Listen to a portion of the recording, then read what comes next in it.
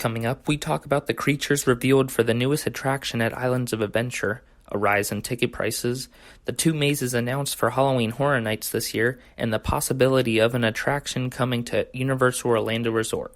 All that and more on Always Crowded Theme Park News.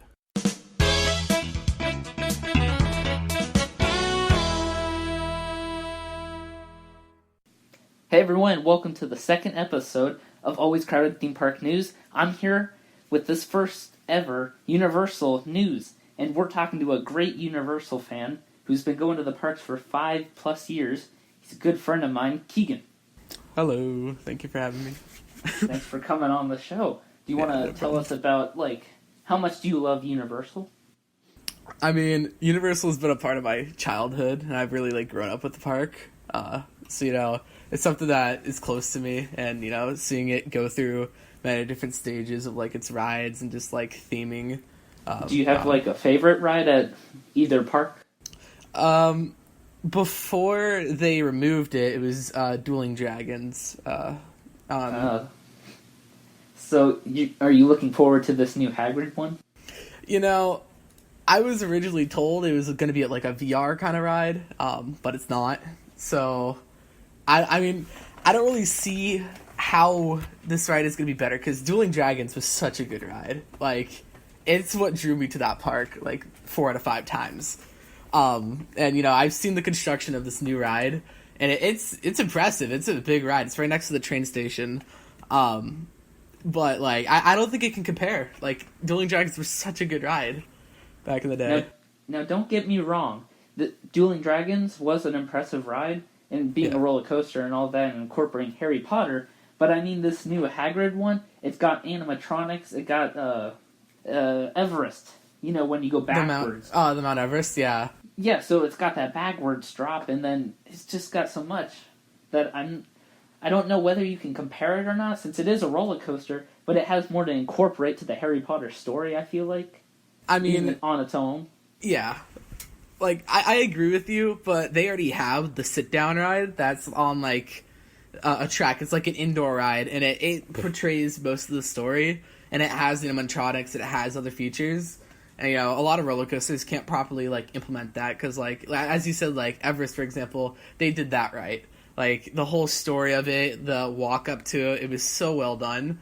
But, this is Universal, so I don't know how they're going to be able to, tie this all together, since they don't have a lot of rides like that, at their parks.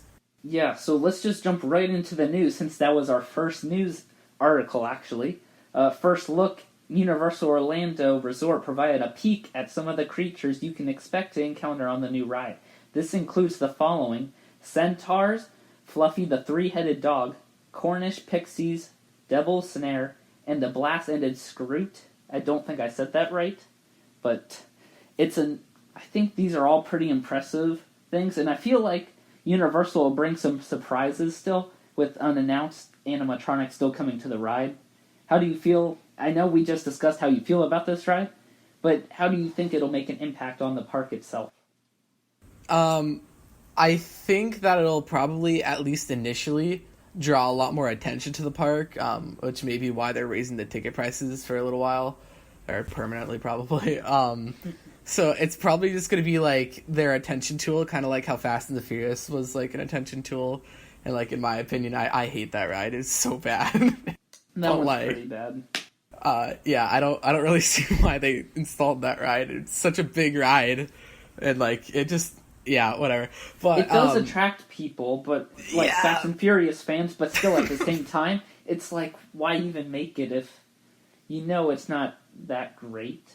Because Universal Studios Hollywood has it on the tram tour, but even then, it's just screens. Yeah.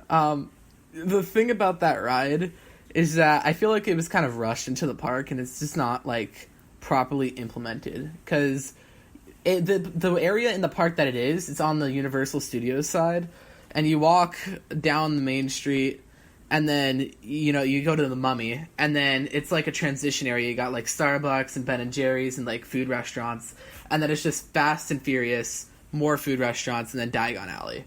So I feel like it just doesn't fit the park. Do you think, circling back to Hagrid's Magical Creatures Motorbike Adventure, do you think that has to be the name? Because that's just so long of a name. Yeah. Like, you got Jurassic Park River Adventure. That one's kind of short, but understandable. And then you got Despicable Me Minion Mayhem, which that's understandable. But then you got Hagrid's Magical Creatures Motorbike Adventure. You just gotta add... Why do you think they have so many adjectives just for this ride? I feel like this ride may be more so for, like, a younger audience then, since it is incorporating a lot of animatronics, and, like, an older audience doesn't really need animatronics. Like Rip Ride Rockit, it's literally just a roller coaster. Dueling Dragons was literally just a roller coaster. Or Hulk is literally just a roller coaster. So, I mean, like, the sit-down ride, it's for everyone, but, like, the main audience of it is younger individuals, so, like, I feel like that's probably going to be their general scheme and why they added so many distinct words in the title. I feel like they're attracting to everybody. Like, Harry Potter fans, they have the Harry Potter ride, and then they got a roller coaster. I guess you could say a kid roller coaster more.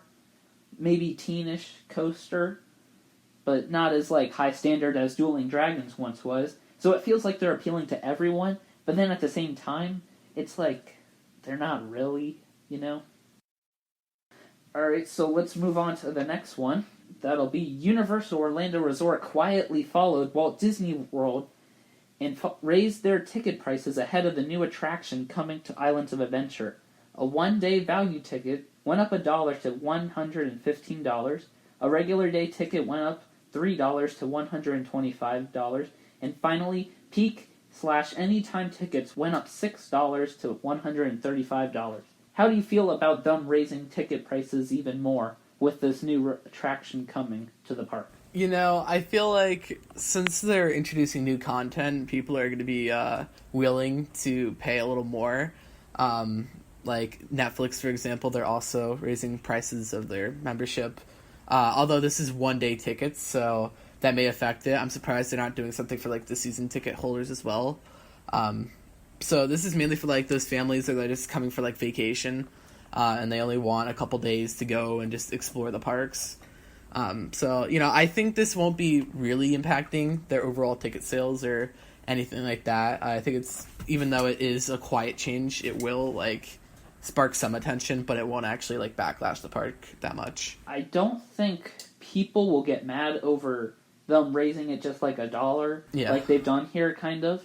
But I do think that this was a smart move on their point. Yeah. Or at least their part, as with this new ride coming, all the Harry Potter fans are going to go on it, and then once they've rode that like for a day, then they'll probably just leave and then wait till they open up something else. Yeah. Or like theme park goers will wait.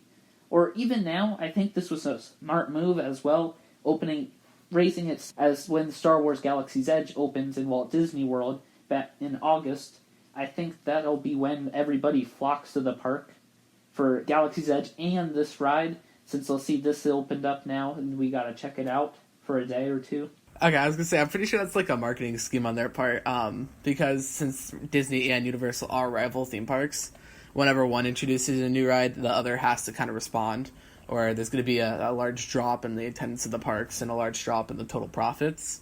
So I think that's a good thing on their part for introducing this new ride. So with Universal now buying out tons of land next to, I believe it is the Convention Center and Wet and Wild, Yeah. and they're clearing that out for a new theme park, do you think Disney could build a new theme park in contrast to that?